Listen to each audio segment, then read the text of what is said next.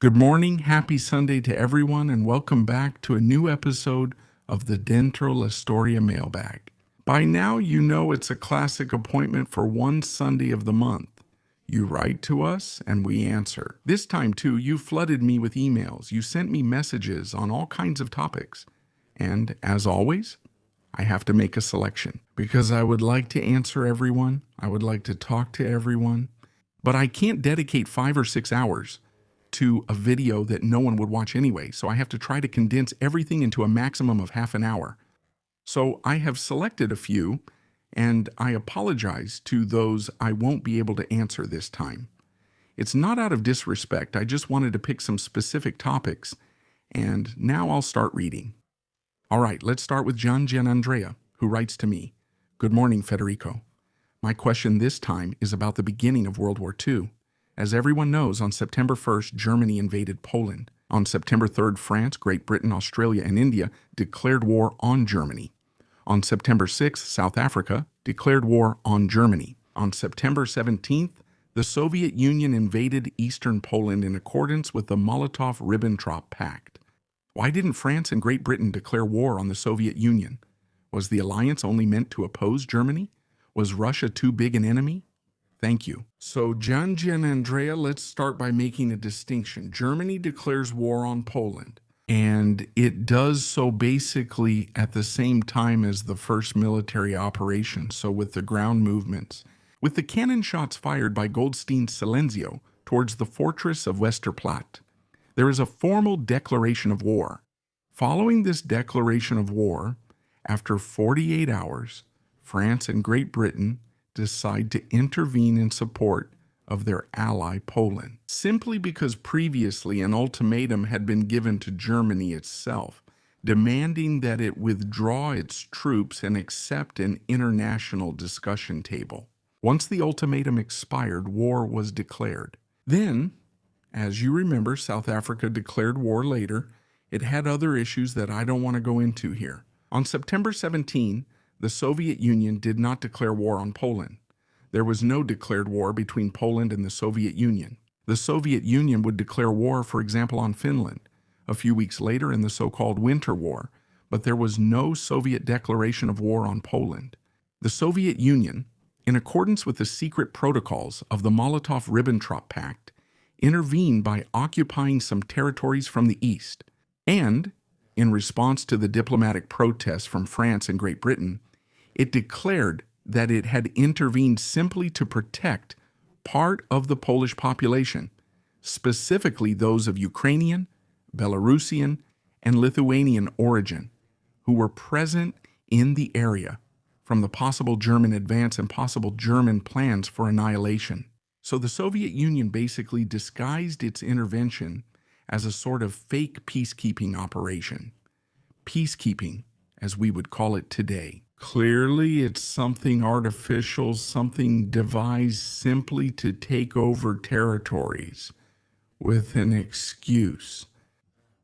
At that time, France and Britain didn't ask the Soviet Union to pull back, also because they knew that even then, the Soviet Union wouldn't have pulled back. Those territories would have been taken by Germany anyway. They are not aware of the secret protocols of the Molotov-Ribbentrop Pact. They don't know that the division of Poland and its removal from the maps once again is planned.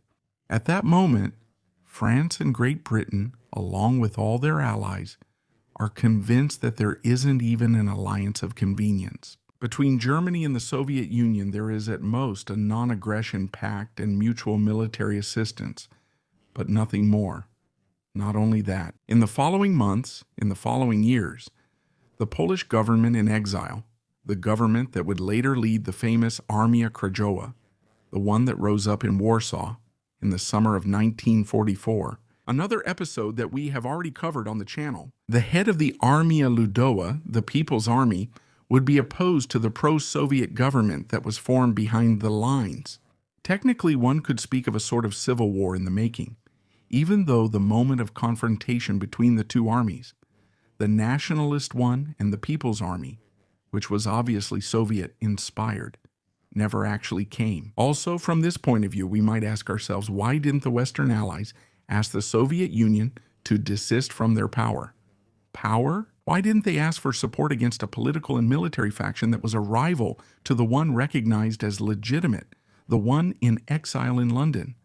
We could ask ourselves this even further. In that case, it would simply be a matter of political issues. It wasn't the only case. Think about Yugoslavia. We've already covered it in a dedicated video on the channel, where several movements emerged that were obviously rivals. There are those who refer to the government in exile, even in that case a government. There are others who refer to the Soviet Union, not just on an ideological level. And here too, the supplies, by the way, will be extremely mixed, with some episodes of changing sides. With the Chetniks of General Mihailovich, who for a certain period switch sides and fight more against their Titoist rivals than the Germans, the Domobranchi, who have an attitude we could easily call ambiguous. And then, well, we know that. The Ustasha state, the so-called Free State of Croatia, which was not really free and was above all a Nazi puppet state led by the Poglavnik. Going back to Poland, the true fate of Poland became known starting from the discovery of the Katyn massacres. We have already talked about this several times, about the fact that the officers were massacred at Katyn because they were members of the middle bourgeoisie, a class that, according to Soviet intentions, had to disappear. And then what happens after the war, with the formation of a pro-Soviet government and the fact that the new Poland is shaped not only with its borders shifted westward, but also as a puppet state dependent on Moscow. And even in this case, you might ask, why did Great Britain, which hosted the Polish government in exile, which had even armed Polish units, think of Sosabowski's brigade that fought at Arnhem? Why didn't Great Britain intervene? Understood? In that case, we need to mention the famous Yalta Protocols, with the pencil line drawn on the map of Europe that splits the old continent in two. These are political games, which is why afterwards the Allies did not intervene. Immediately, as we've said, there is no declaration of war. There is a fake peacekeeping operation carried out by the Soviet Union, starting from September 17, 1939. It's a fake peacekeeping operation, an operation that only aims at territorial gains, but it is accepted, let's put it this way, by the Western Allies, albeit reluctantly. Western Allies who, among other things, when the Soviet Union attacks Finland in the Winter War, consider the possibility of supplying Finland as an anti-Soviet move. Then the mission, which was especially supported by France, does not succeed for several reasons. First, because Norway wants to maintain its independence, its neutrality, and does not want its ports to be used to bring supplies or reinforcements to the Finnish army. Also because Sweden itself, which at that time was developing a very close relationship with Nazi Germany over the iron trade, does not want to be involved in the conflict. And also because entering the Baltic Sea, which is a narrow sea, controlled on one side by the Swedish Navy and on the other by the Nazi Kriegsmarine, without having full operational guarantees, means getting stuck in a dead end and risking a naval disaster. So we can say, to answer our friend Gian Andrea, that on one hand there were political considerations, on another hand diplomatic considerations, and also military considerations, and in any case the absence of an explicit declaration of war by the Soviet Union. In fact, accompanied by a declaration of intent for peace, it allowed the Soviet Union itself to annex the territories that later became part of the Soviet Socialist Republics of Ukraine and Belarus, and that still today are part of these states. This is the very bitter reality of what happened in those weeks of September 1939. Let's move on to another email that I received from I can't say who.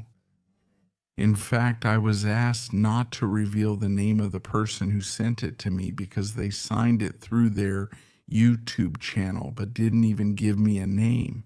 So I can't say who. They write to me. I have been subscribed to your channel since the beginning, and I want to compliment you on the historical content you provide.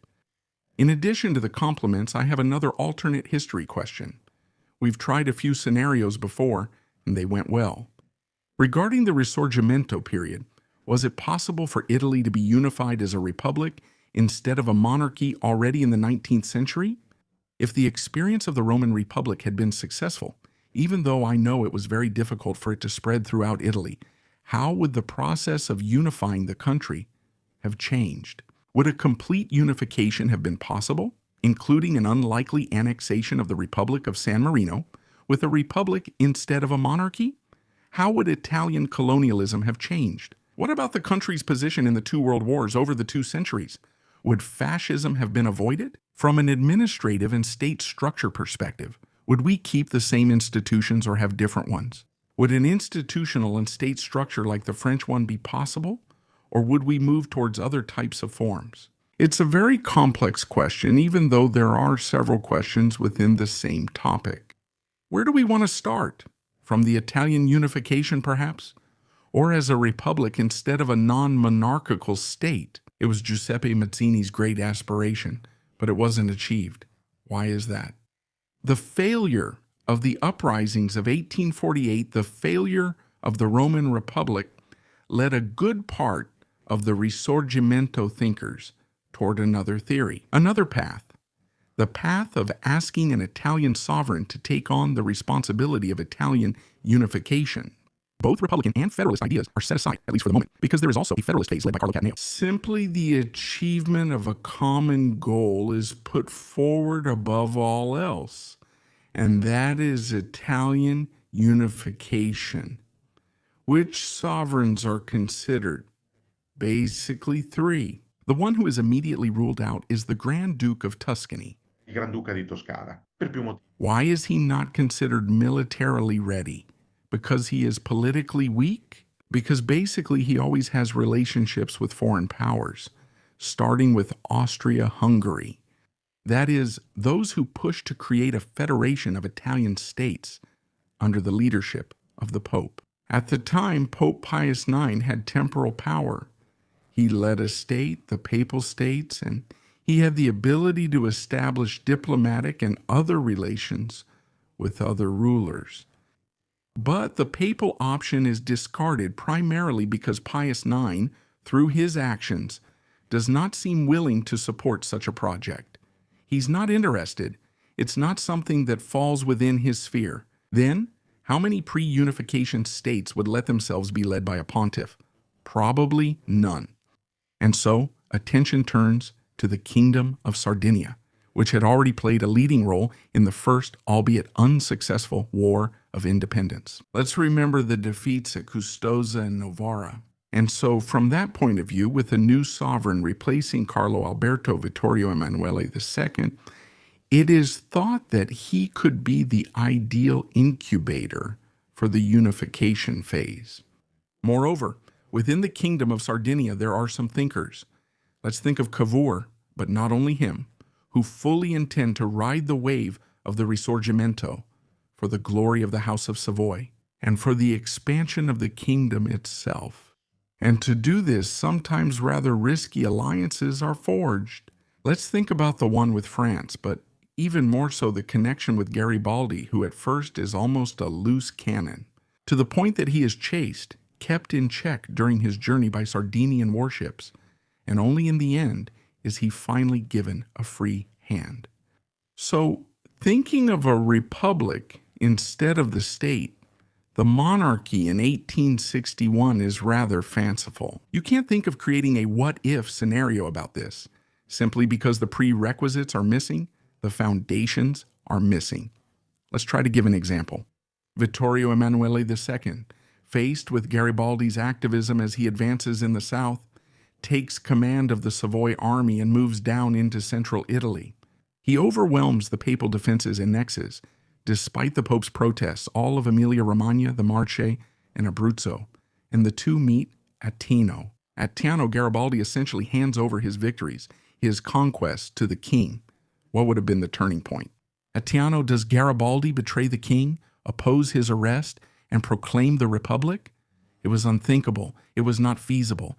And besides, he didn't have the strength for it. And we're not talking about political forces. We're talking about military forces. The expedition of the 1,000, even though it grew along the way by incorporating other units, had neither the coordination nor the weaponry, nor the preparation to face an army like the Savoyard one. So, thinking about a Republican turn at the end of the Expedition of the Thousand, or afterwards, maybe after the death of Cavour in 1861, is quite difficult as a hypothesis. Then you ask me if the experience of the Roman Republic had been successful. But how? To think that the Roman Republic could have been successful, it would have had to resist the French attempts at reconquest. France had chosen which side to be on. It had chosen to protect the Papal States, to protect the Pope. So we should imagine a France that suddenly betrays itself and no longer wants anything to do with the Roman Pontiff. Only in this way would the Roman Republic have had any hope of surviving, unless some other pre-unification sovereign had decided at that moment to take advantage of the chaos and march on Rome. And we can't know that either. I would even avoid mentioning the unlikely annexation of the Republic of San Marino, because it's a topic I don't think can be addressed. Also because it has always been a microstate with its own specifics, which has always been convenient both for the Kingdom of Italy and later for the Republic. I don't think it's appropriate to address the issue. How does Italian colonialism change? The country's position in the two world wars over the centuries. So I imagine if the Republic had existed, I don't think there would have been any problems regarding colonialism. Simply for one reason. In the race for colonies, we're talking about African colonies, all of Europe takes part, regardless of whether they are monarchies or republics. Everyone participates. For what reason? Because Africa is seen as a sort of new El Dorado, a land of opportunity where natural resources can be plundered. To exploit the local population as extremely cheap or even free labor, to start new negotiations for trade. All of this is the phase of colonialism. At the Berlin Conference, when zones of influence were drawn, they were drawn on the map with a ruler, with a set square, with a pencil. The various borders of the colonies. That's why today we have such straight borders. Everyone sits down. The German Empire sits down. The Austro-Hungarian Empire sits down. The United Kingdom sits down. The French Republic sits down, which was reborn after the end of Napoleon III's Second Empire. So even from this point of view, there are many states with different systems, even if Italy had been a republic at that time. It would not have missed the opportunity to have its spheres of influence recognized. Eritrea and Somalia initially, if we also want to talk about the other colonies. So I'll make a hypothesis. The war in Libya in 1911-1912. Who knows? Maybe something different could have happened. A completely different development could have occurred. Or a partially different one. Maybe the figure of Volpi di Misurata would have emerged earlier, or maybe he wouldn't have emerged at all. But even in that case, Italy would still have a strategic interest. That goes beyond the form of the state. It goes beyond the fact that the Italian state at that time is a monarchy and not a republic. With a republic, it would have been the same thing. Maybe the only change would have concerned Ethiopia. And here we get into the other part of your question, that is the rise of fascism. We know very well about the Ethiopian adventure of 1935-1936. It starts from a neo-imperialist plan by Mussolini himself, who, instead of allying with a monarch like Haile Selassie, who was his close friend. In fact, Haile Selassie saw Mussolini as a model. He simply decided to get rid of him and take his territory. Probably the Republic would not have given the green light to fascism, at least not as we know it, because if there had been a Republic, but with the proper checks and balances like the Republic we know today, so with a perfect bicameral system, with universal suffrage, with constitutional guarantees, with a figure above the parties like the President of the Republic, with a government that is an expression of Parliament, with a clear separation of powers, and so on and so forth. We probably wouldn't have experienced the fascist period. We wouldn't have lived through the dictatorship, and we would have had something different. In that case, Most likely, there wouldn't have been the Ethiopian campaign, just as there wouldn't have been the intervention in the Spanish Civil War. So we can admit that as well. As for the administrative side and the state's overall structure, you're asking me, would we have had the same institutions or different ones? I just said it. It's clear that a Republican state can't have exactly the same institutions as a monarchical state, not only because the Royal Council and the Heraldic Council no longer exist, they have been abolished, not only because there are no more noble titles, but because the Republic has been structured through the Constitution, which I invite you to read carefully again, with a system of checks and balances designed to prevent authoritarian tendencies, even in a neo-monarchic sense. Also in terms of concentrating certain powers in a single figure or in a single restricted institution. For example, the role of the President of the Republic is to serve as a guarantor. It is a role that stands above the parties. It is a role that takes on several responsibilities, but without having absolute dominance. He is an arbiter with many powers, but he is not a referee who can impose whatever he wants. He is not a monarch. He does not have the power, for example, to declare war on his own. In fact, he doesn't have that power at all. It is the parliament that declares war. Not only that, the President of the Republic does not have the power to enact laws. He can only sign them and thus put his seal on them and say, yes, this law is in accordance with the Constitution, or no. Dear Parliament, think about it a little more, because maybe there's something that needs to be fixed. But he cannot make the laws himself. He cannot impose laws. He cannot lean on the executive to carry out the President of the Republic's policies. So we would have had very different institutions anyway. Just think about one thing. Within the monarchical state, there was no constitutional court. The constitutional court came later. And obviously, it is the direct guardian of the Constitution. The President of the Republic is also a guardian, but in a formal sense. But in the substantial sense, it is up to the Constitutional Court, which has an extremely varied composition. Varied, colorful, and very, very complex. Because think about where the constitutional judges are picked from, what kind of figures are chosen. In short, it's something that encapsulates the full functioning of the Republic. I hope I answered you. I forgot the last part where you asked me. The institutional structure of a state like France. Here too.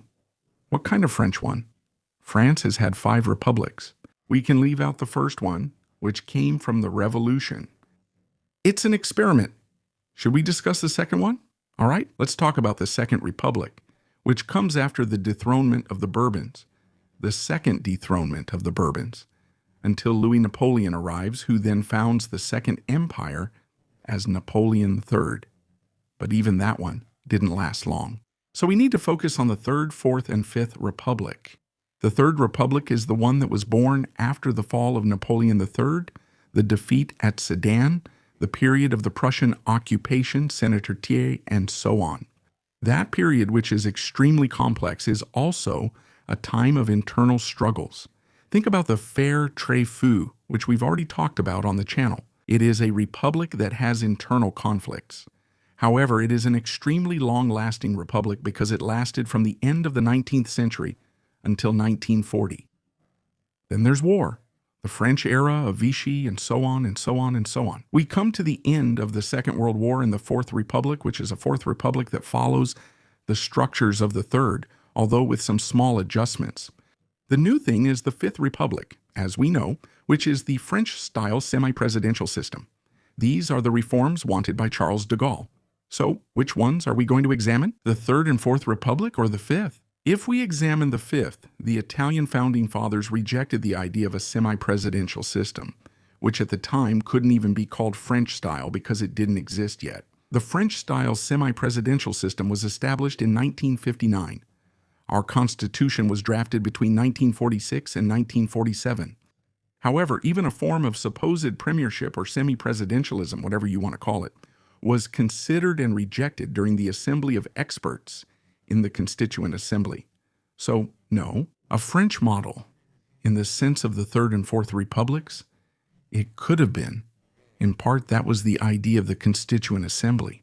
even though there are some distinctions, because France under the Fourth Republic, for example, which emerges from the ashes, from the ruins of the Second World War, is a France. Yes, a parliamentary republic, but indeed with internal systems different from those established by the Italian Constitution.